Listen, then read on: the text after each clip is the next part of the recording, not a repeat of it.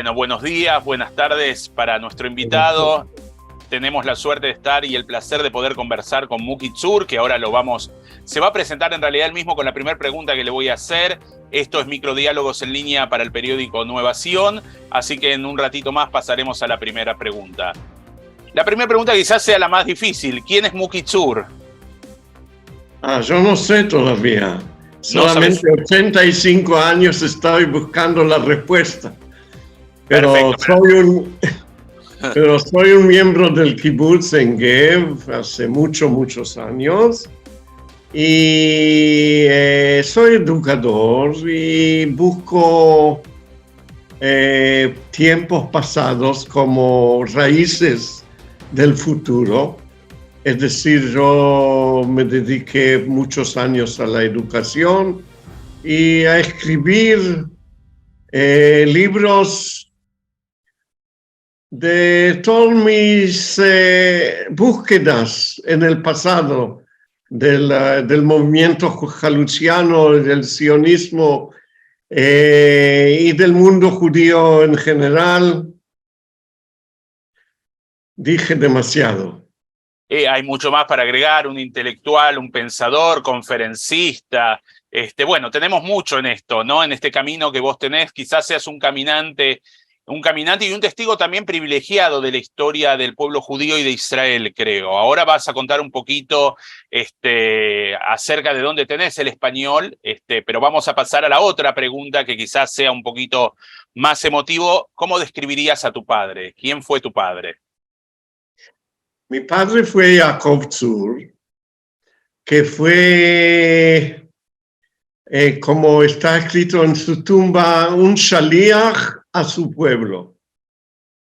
Por muchos años fue periodista y también delegado del movimiento sionista en Egipto, en Grecia, en Francia, en Bélgica, y todo el tiempo en Israel, todo el tiempo trabajando en Israel. Y en 1948 yo recibí una carta de Moshe Shertok, que fue el candidato de ser el ministro de Relaciones Exteriores del Estado judío, que cambió su nombre a Sharet, y le escribió: tú vas a ser el primer embajador de Israel en Sudamérica. Así que nosotros fuimos a Sudamérica, a Uruguay, después a Argentina, y mi padre fue embajador en Buenos Aires, en Chile, en Paraguay y en Uruguay, porque Israel no tenía dinero para tener muchas embajadas. Entonces fue ahí embajador y después fue embajador de Israel a Francia y después fue el presidente de la Keren Kayemet. Eso es más o menos lo que... ¿Dónde nació tu papá y tu mamá? ¿Dónde nacieron? Bueno, mi padre nació en Vilna, mi madre era de la comunidad de Kovna. Mi padre hizo aliyá a la edad de 12 con sus padres, así como no hubo universidad en el tiempo, él fue a estudiar en Italia y de Italia fue a estudiar en Francia, y mi madre vino a Francia a estudiar y ellos se encontraron en la Sorbonne, en la Universidad de París, y de ahí llegaron a Israel. Una historia, bueno, ya empezaron siendo hombres de mundo, ¿no? Es así. Te hago la siguiente pregunta. ¿Cómo te contaron a vos que se venían a la Argentina y cuáles eran los temas que se hablaban en tu casa durante los preparativos del viaje, si te acordás algo de eso? Bueno, yo descubrí la carta, que era una carta secreta, pero yo descubrí ciertos secretos de mis padres, que mi padre va a salir de Israel, y yo tenía 9 años y era en el medio de la batalla de independencia, Y yo le dije a mi padre, tú vas a ir porque yo me quedo aquí, hay que defender a Jerusalén y Jerusalén va a sobrevivir tu ausencia, pero no mi ausencia, porque como chico de 9 años, yo voy a defender a Jerusalén. Así que empezó eso con un conflicto. Pero mi padre me dijo que no podemos llegar de Jerusalén a Tel Aviv, así que no tienen que pensar sobre Sudamérica. Y solamente en el fin de la guerra, nos fuimos de Jerusalén, el sitio se quebró, nos fuimos a Tel Aviv, que fue una ciudad de milagro, hubo agua, ahí hubo pollo, ahí hubo muchas cosas que no podíamos soñar de tenerlos en Jerusalén. Y nos fuimos en barco a Sudamérica y en el tiempo del barco mis padres empezaron a prepararse. Tienen que saber que no hubo una tradición diplomática israelí, así que tenían que estudiar cómo ser un embajador, qué vestirse, cómo comer. Hay muchas cosas muy no importantes, pero en aquel tiempo fueron muy importantes para mi padre comprenderlo y estudiar castellano. Hubo en la delegación una persona que sabía castellano y una persona que sabía ladino. Yitzhak Navon fue el secretario de mi padre y él sabía ladino, y Judith Berman que sabía castellano, así que hicieron un ulpan en el bote a Sudamérica. 17 días de viaje, empezaron a mi padre porque sabía italiano, eso fue muy fácil, pero para mi madre y para los otros fue demasiado difícil, pero así llegamos a Sudamérica. Eso fue la preparación. Lo que yo no sabía es que hay un pueblo judío ahí. Y eso no me contaron. Y así que cuando llegamos a Sudamérica, a Uruguay, llegamos de noche con 1,200, 1,500 inmigrantes de Italia en el barco y llegamos a la noche a Montevideo y esperaron ahí 20,000, 30,000 personas que yo no sabía quién son y mis padres tampoco sabían quién son. Y ellos me dijeron, yo le pregunté a mi padre, ¿quién son esta gente que está en el puerto? Y él me dijo, son los sobrinos de los que viajan con nosotros, están todas las familias ahí.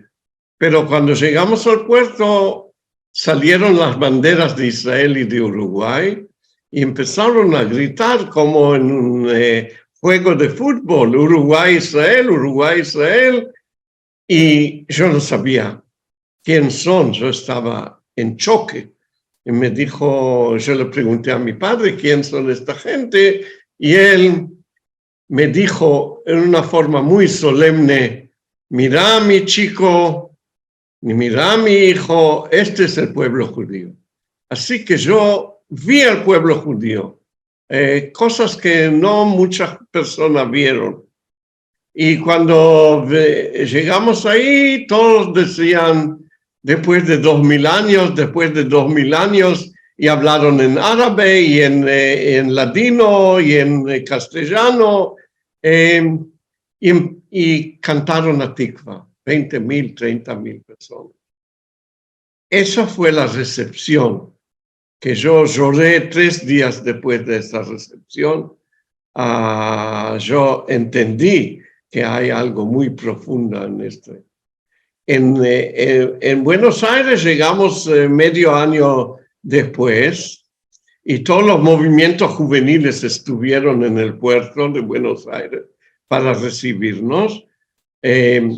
Y cuando mi padre dio las credenciales a Perón, hubo 120,000 personas en la calle, todas las tiendas de Buenos Aires estaban cerradas, y mi padre fue con todos los soldados, granaderos, y los carros y todo esto, y el jefe de protocolo de Argentina le dijo: yo no puedo ver esta cosa, nunca hubo una cosa como esta en Buenos Aires.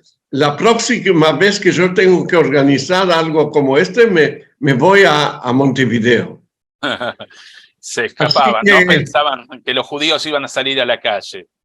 y se fueron a la calle, y yo me acuerdo ahora que en medio de los caballos del carro vino un viejo con una bandera israelí, y lloraba, y yo le vi. Eso fue como un milagro.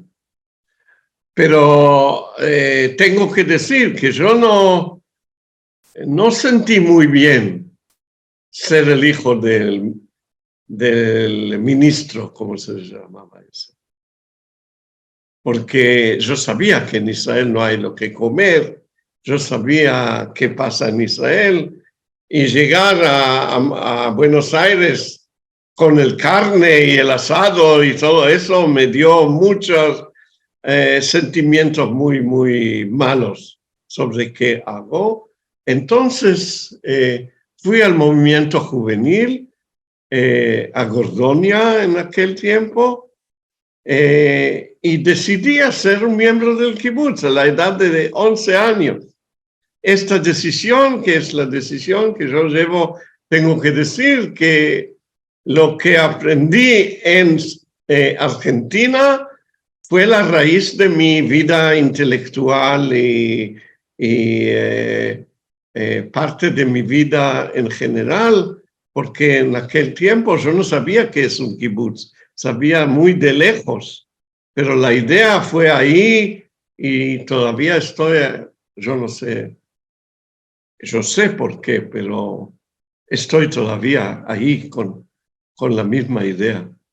La verdad, muy emocionante lo que contás de aquellos tiempos, ¿no? Cómo se esperaba justamente al primer embajador de Israel y a vos, bueno, la incomodidad, pero de un chico que contabas, que muy interesante, porque tenías una visión, una responsabilidad colectiva, sabiendo lo que pasaba en Israel, vos no querías abandonar, eras el defensor, quizás como esos cuentos de Amos Oz que cuenta, hay una película, El Pequeño Traidor también, y La Pantera en el Sótano, toda la parte previa a la declaración del Estado de Israel, donde los chicos se sentían también parte de la responsabilidad y héroes en ese sentido con respecto a lo que pasaba en Israel. ¿Cómo veías con tus ojos, por supuesto de niño, que seguís teniendo esa mirada fresca por suerte, y aparte felicitaciones por el idioma también, que está muy bien el español tuyo? ¿Cómo veías a la comunidad judía en aquellos tiempos? Bueno, primero es lo que vio la comunidad en mí. Ellos no podían, los que fuimos al Bialik, a la escuela Bialik, para visitarlo como miembros del movimiento juvenil, y hubo unas mujeres ahí, las madres ahí, que yo oí, ellos dicen: este es el hijo del ministro, eso no puede ser, porque yo no podían descubrir en mí, con el vestido y las cosas que yo llevaba, no podían imaginar que este puede ser el hijo del ministro. Así que ellos me vieron con una curiosidad, creo, pero yo entré al movimiento, y a la edad de 12, porque yo tenía mucha experiencia en Israel, yo sabía mucho más que los madrijim míos de lo que pasa en Israel. Entonces fui madrij a la edad de 12, y mis amigos que llegaron al fin al Oraner, al kibutz Oraner, Ellos pensaban que yo fui responsable de todo lo que pasa en Israel, todas las cosas positivas, las cosas negativas, ellos no vieron en aquel tiempo. Hay algo hablaste al respecto. Bueno, ¿qué recordás de los primeros tiempos en la Argentina? ¿Cómo fue ser diplomático de Israel y tener que poner en funcionamiento la embajada? ¿No? Porque para el segundo es más fácil porque ya había una base, pero tu papá tuvo que construir de cero la embajada. Bueno, la sorpresa de mi padre fue que él, aquí le dijeron, miren, hasta ahora hubo shlichim al pueblo judío. Ahora son embajador, tienes que ser diferente, tienes que tener contacto con el gobierno y cuidado con la comunidad judía porque es una situación nueva. Y en su sorpresa, la comunidad judía votó con un entusiasmo tan grande. Compraron la embajada, la casa de la embajada. Y mi madre recibió de todas las sinagogas y todas las comunidades de Argentina dinero para poner muebles. Pero para poner muebles hay que pensar que es el símbolo del Estado de Israel. Entonces mi madre hizo traer ahí una menorá y una escultura de un jalutz y de una jalutzá y de cuadros y de biblioteca y del piano. Pues yo me acuerdo del piano que fue donado por la comunidad judía de Alemania en libertad. Y Daniel Barenboim, que tenía ahí 6 años, hizo uno de los primeros conciertos en mi casa, porque esto es Israel. Y vivimos en la casa. Y yo traía los miembros del movimiento juvenil, teníamos ahí una oficina para hacer el hitón del movimiento en secreto en la embajada. Todos hicimos en la embajada fue. Y yo me acuerdo que mi hermana, que fue casada en la embajada, entonces mi padre no dio permiso a dar confituras o algo, o comida o algo, porque en Israel no hay lo que comer. Entonces todo fue construido según lo que cada uno de nosotros teníamos como visión del pueblo de Israel. Y teníamos un chofer que se llamaba Laurentino Paniagua. Era un amigo muy, muy, muy íntimo de mí. Y él me preguntó, ¿qué voy a hacer cuando voy a ser grande? Y yo le dije, yo tenía que explicarle que me voy al kibutz. Pero ¿cómo explicarle a él que vino de Jujuy a Buenos Aires? ¿Cómo explicarle que yo voy al kibutz? Entonces le dije, mira, yo voy al campo. Y él me dice, yo me fui del campo. ¿Cómo puede ser que tú, que eres el hijo del embajador, vas al campo? Y muchos años después, en 1956, cuando fui al kibutz, la primera carta que mandé fue a Laurentino Paniagua. Llegué al campo y recibí de él música argentina, porque yo amaba la música argentina, y me mandó a Atahualpa Yupanqui, que fue la idea de aquel tiempo. Él fue el representante de la cultura argentina. Entonces, puede comprender, las relaciones fueron muy complejas en este sentido. Pero súper interesante. ¿Y qué recordás de la Argentina de aquellos tiempos? Bueno, eso fue el tiempo de Perón. Y yo ahora, que hay muchas cosas en la calle en Jerusalén, yo me acordé que fui con el bus en Buenos Aires y llegó un policía y dijo algo al chofer y todos fuimos, preguntamos ¿a dónde vamos? Y le dijeron, el chofer dijo, el pueblo va a la plaza. Es decir, que todos fuimos a la plaza. Así que por primera vez vi que es la Plaza de Mayo con todo el entusiasmo y toda la demagogia y en un sentido y en el otro el sentido de qué es un gobierno como este. Fui al colegio y leímos La razón de mi vida, que tengo hasta hoy firmada por Evita, que Evita dio a mi padre. Así que vi muchas cosas en aquel tiempo. Y le puedo decir que cuando Perón tenía que volver al gobierno en Argentina, mi padre fue mandado por el gobierno de Israel a España a hablar con Perón antes que él vuelva a Argentina, por la relación que tenía en el pasado. Mira que súper interesante.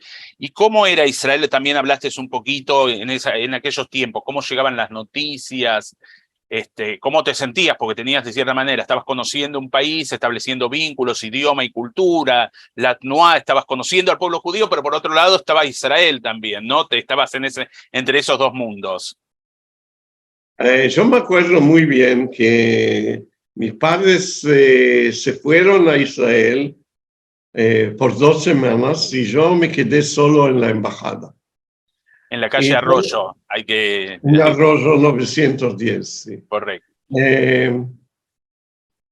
Entonces yo mandé una carta a mis padres que que vinieron a Israel y le dije, mire, yo estoy acá comiendo todo el tiempo, viviendo como la vida diplomática que yo no amo hasta hoy, con los cócteles y todas las cosas y el lenguaje de diplomata.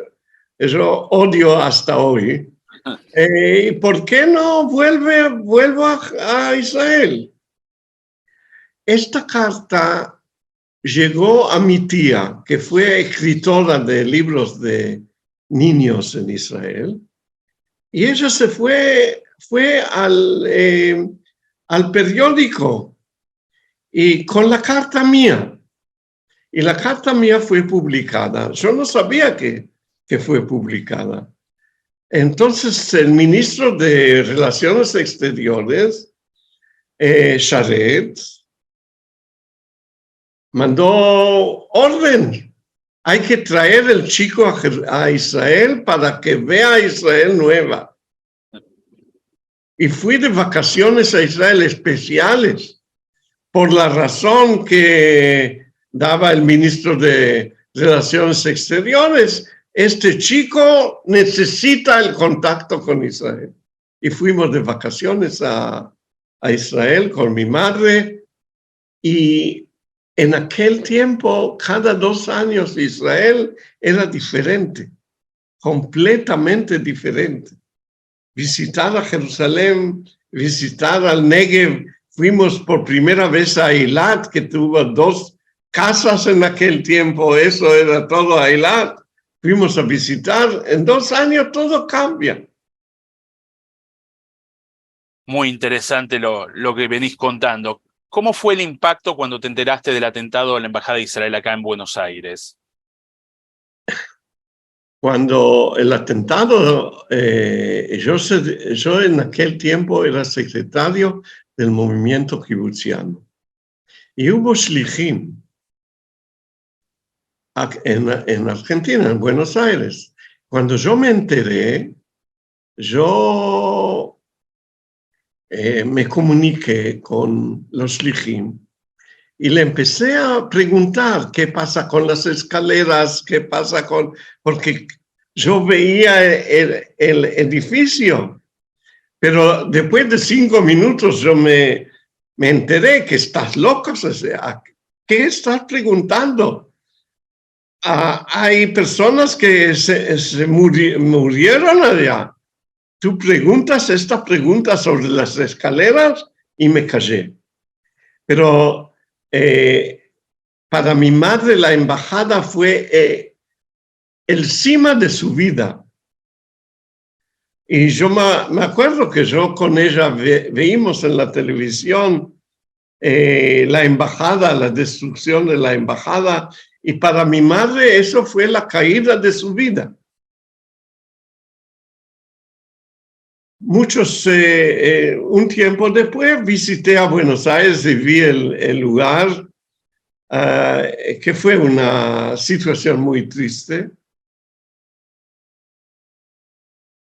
Pero eso es parte de la historia.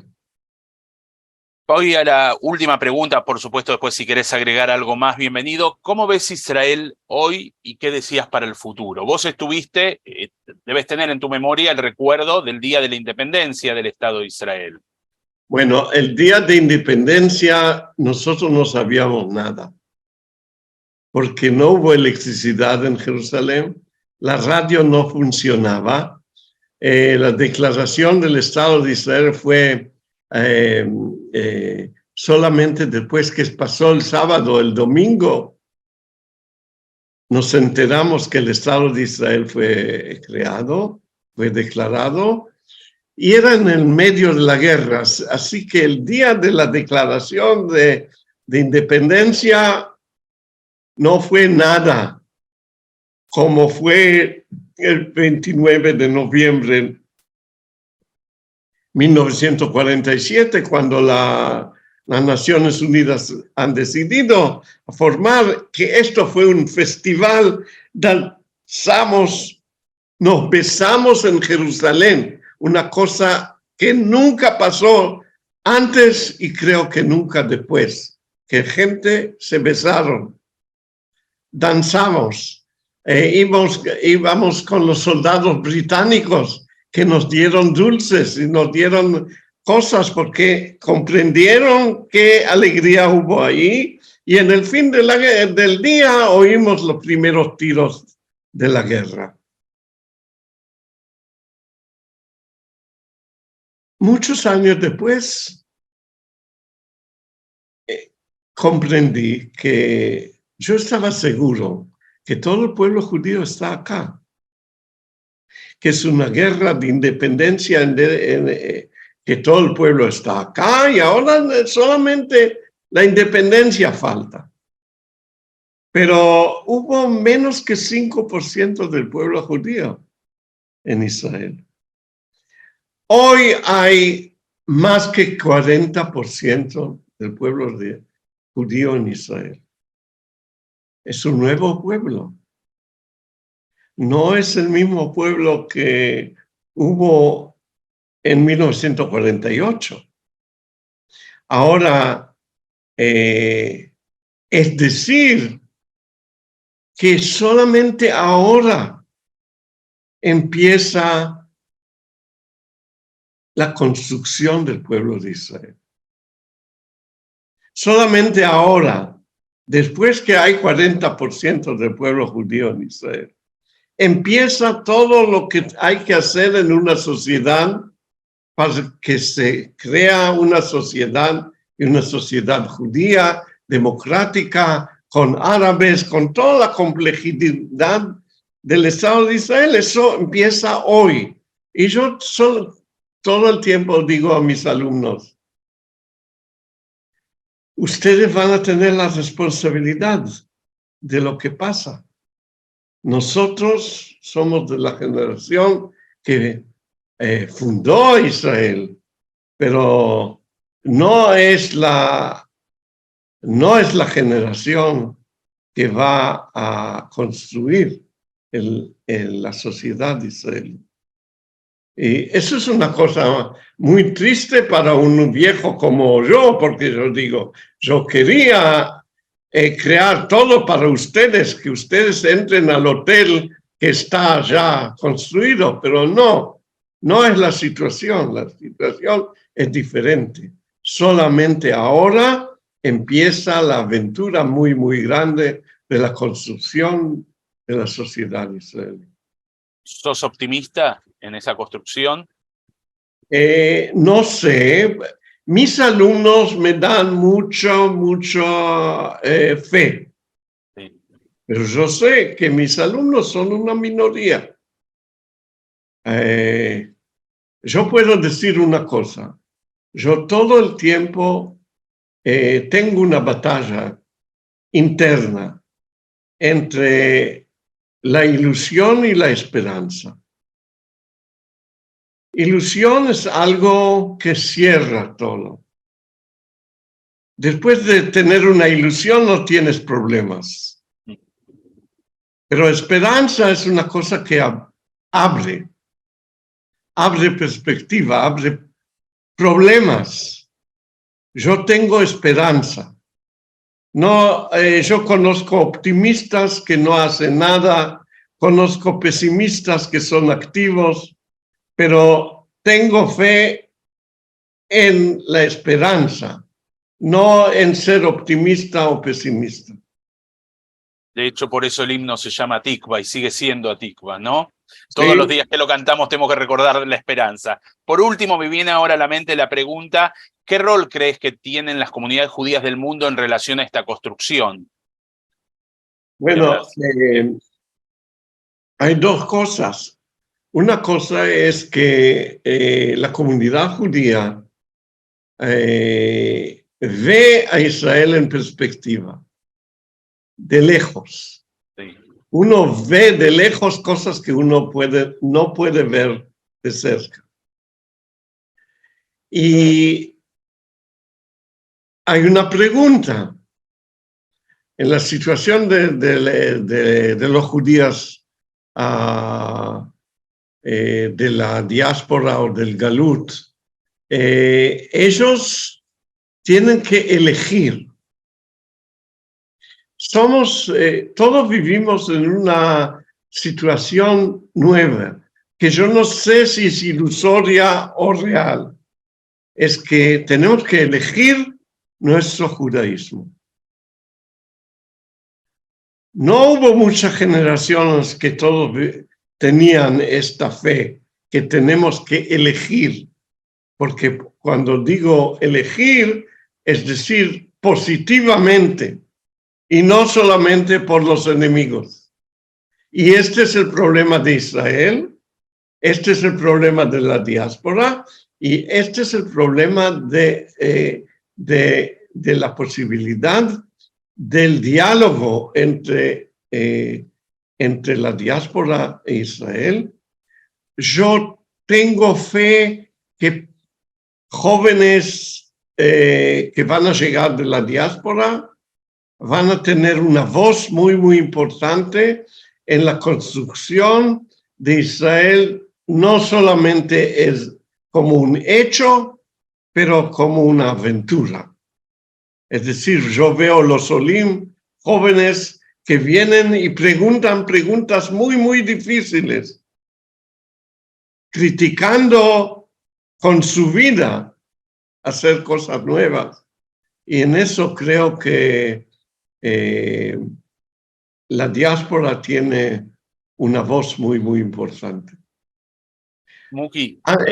Ayer me llegó aquí una delegación de jóvenes de Argentina, al kibutz. Y ellos me dicen, vos. Y yo, todos los recuerdos vienen de vuelta. Qué lindo es eso. Y bueno, y también que seguís dando testimonio y que tenés una sonrisa extraordinaria, que es un placer verte. Quería decirte si querés agregar algo más de lo que hablaste, querés, o que no te pregunté quizás. Sí. No, Todo, preguntaste todo. Pregunté casi todo. La verdad, Muki, pasé por distintos momentos en esta charla, porque para mí no fue una entrevista, fue charlar. La tecnología nos permite estar cerca, aunque estamos a 16.000 kilómetros.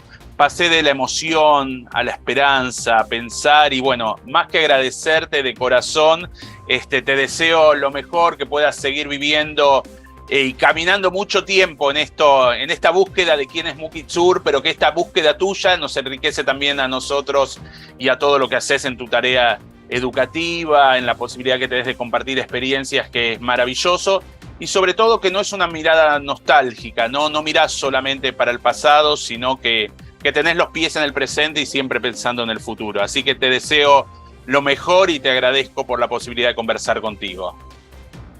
Bueno,